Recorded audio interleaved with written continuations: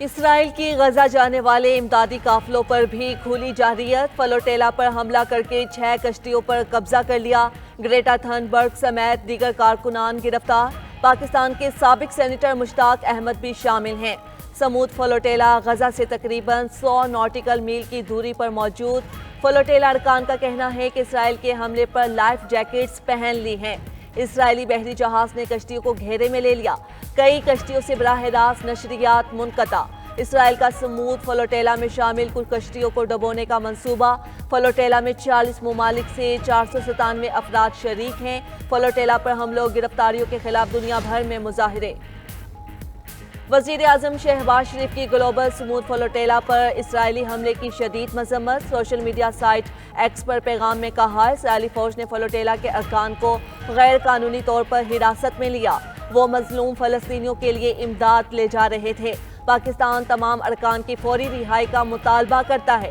فلسطینیوں تک امداد کی بلا تعطل ترسیل بھی یقینی بنائی جائے۔ اسرائیل نے گلوبل سمود فلوٹیلا سے کولمبیا کے 2 شہریوں کو بھی گرفتار کر لیا۔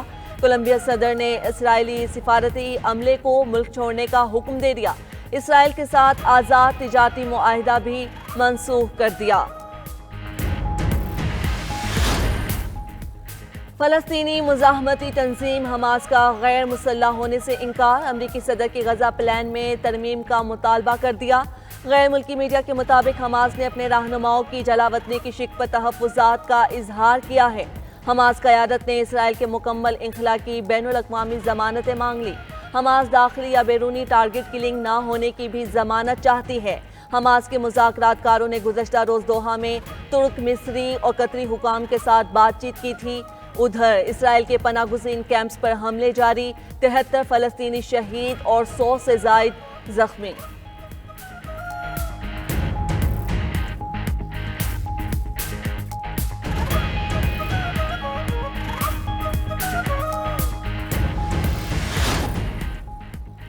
آزاد کشمیر میں عوامی ایکشن کمیٹی کا احتجاج، شرپسندوں کی فائرنگ سے 3 پولیس اہلکاروں سمیت 9 افراد شہید۔ پرتشدد مظاہروں سے 172 پولیس اہلکار زخمی بھی ہوئے ہیں۔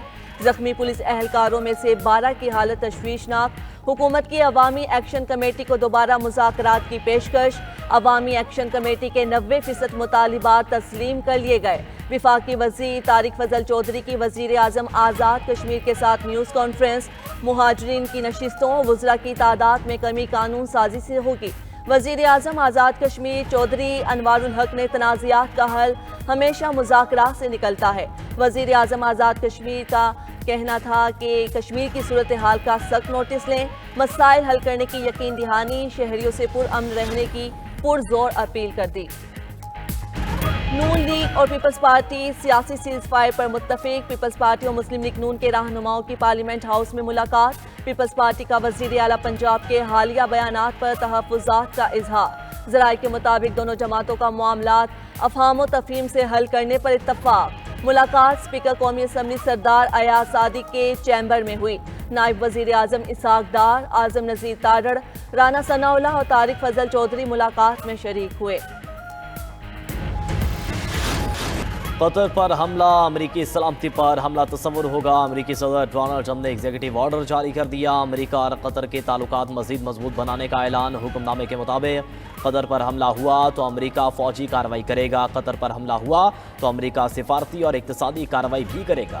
قطر امن، استحکام اور خوشحالی کی جدوجہد میں امریکہ کا ثابت قدم اتحادی ہے۔ امریکہ غزہ جنگ کے خاتمے اور ثالثی کے عمل میں قطر کے ساتھ شراکت جاری رکھے گا۔ ترجمان وائٹ ہاؤس کا کہنا ہے کہ امریکہ نے قطر کو سیکیورٹی گارنٹی دی ہے۔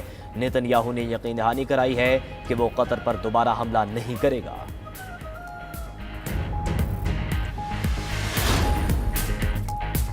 قطر کا امریکی صدر ٹرمپ کے ایگزیکٹو آرڈر کا خیر مقدم۔ قطری وزارت خارجہ کا کہنا ہے کہ اقدام دوحہ اور واشنگٹن کے دیرینہ تعلقات کا عکاس ہے۔ امریکی ایگزیکٹو آرڈر سے دونوں ممالک کے دفاعی تعلقات مزید مضبوط ہوں گے۔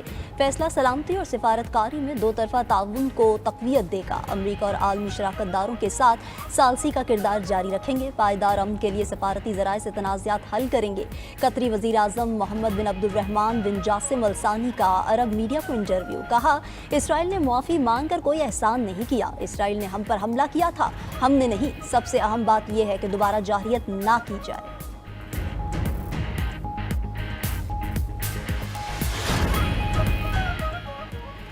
فلسطینی مزاحمتی تنظیم حماس کا غیر مسلح ہونے سے انکار، امریکی صدر کے غزہ پلان میں ترمیم کا مطالبہ کر دیا۔ غیر ملکی میڈیا کے مطابق حماس نے اپنے رہنماؤں کی جلا وطنی کی شک پر تحفظات کا اظہار کیا ہے۔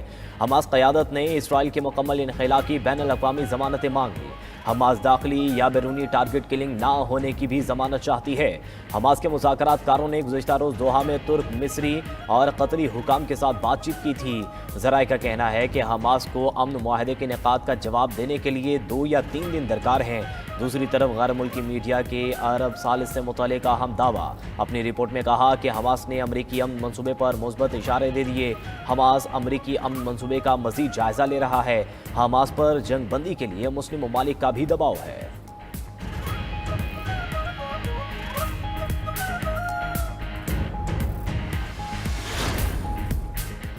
امن معاہدے کی آڑ میں اسرائیلی بربریت میں تیزی، صہیونی فوج کی غزہ میں رہائشی عمارتوں پر وحشیانہ بمباری سے 61 فلسطینی شہید۔ دیر البلح پر ڈرون حملے میں فلسطینی صحافی اور بچوں سمیت 6 افراد نے جام شہادت نوش کیا۔ وسطی غزہ میں امداد کے منتظر 18 فلسطینیوں کو بھی شہید کر دیا گیا۔ غزہ میں شہداء کی مجموعی تعداد 66,000 سے تجاوز کر گئی۔ اسرائیلی بمباری سے غزہ میں پانی کی 75% پائپ لائنز تباہ، نسل کشی اور ظلم کا شکار فلسطینی پانی کی بوند بوند کو ترس گئے۔ ادھر اسرائیلی وزیر دفاع نے نتسارم کوریڈور پر قبضے کا دعویٰ کر دیا ہے۔ کہا کہ اسرائیلی فوج نے غزہ کو شمال اور جنوب میں تقسیم کر دیا۔ اب غزہ سٹی کا مکمل محاصرہ کیا جا رہا ہے۔ غزہ سٹی میں موجود لوگوں کو دہشت گردوں کا حامی سمجھا جائے گا۔ جنوب میں جانے والے افراد کو اب فوجی چیک پوسٹوں سے گزرنا ہوگا۔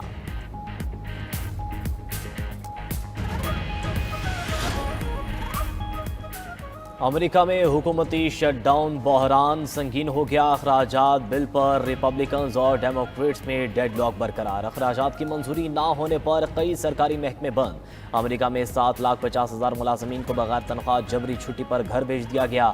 Research centre, health care programme اور کسٹمر سروس دفاتر بھی بند۔ محکمے بند ہونے سے امریکی فوجیوں کو تنخواہوں کی ادائیگی نہیں ہو سکے گی۔ شٹ ڈاؤن سے امریکہ کو روزانہ تقریباً $400 ملین کے نقصان کا سامنا۔ امریکی شٹ ڈاؤن کے باعث خلائی تحقیقاتی ادارے ناسا کو بھی بند کر دیا گیا۔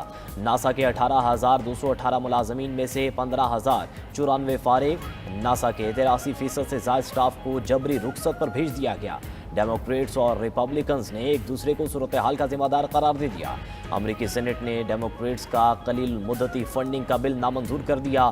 ریپبلکنز اور ڈیموکریٹس دونوں اپنے اپنے بل سینٹ سے منظور نہ کروا سکے۔ نائب صدر جے ڈی وینس اور ترجمان وائٹ ہاؤس کی مشترکہ press conference. J D Vance نے کہا کہ 3 ڈیموکریٹس بل کی حمایت کے لیے مان گئے ہیں۔ بل کی منظوری کے لیے مزید 5 ووٹ درکار ہیں۔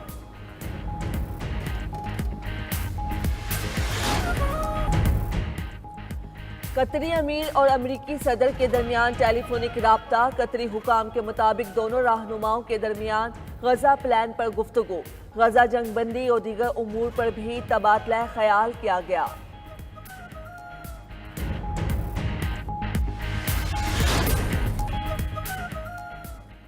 آزاد کشمیر میں عوامی ایکشن کمیٹی کا احتجاج، شرپسندوں کی فائرنگ سے 3 پولیس اہلکاروں سمیت 9 افراد شہید۔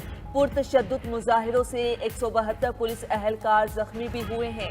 زخمی پولیس اہلکاروں میں سے 12 کی حالت تشویشناک۔ آزاد کشمیر حکومت کی شہریوں سے پرامن رہنے کی اپیل۔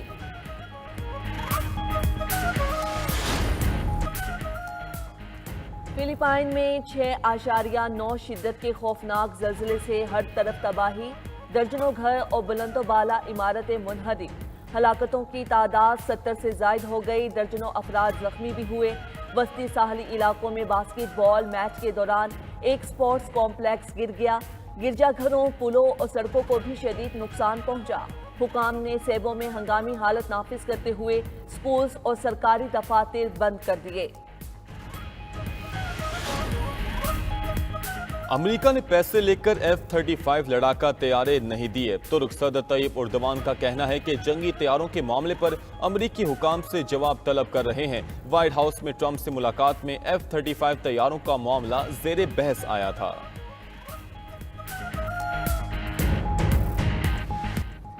اسرائیلی فوج کا سمود فلوٹیلا کی 6 کشتیوں پر قبضہ۔ سابق پاکستانی سینیٹر مشتاق احمد، سویڈش ماحولیاتی کارکن گریٹا تھنبرگ سمیت فلوٹیلا کے کئی ارکان گرفتار۔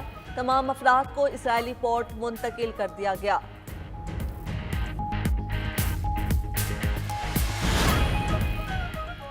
फ्लोटेला हमले के पेश नज़र इसराइली सिफारतकारों को कोलंबिया से निकल जाने का हुक्म। इसराइल ने सुमूर फ्लोटेला के 2 कोलंबियन कारकुन भी गिरफ्तार किए थे।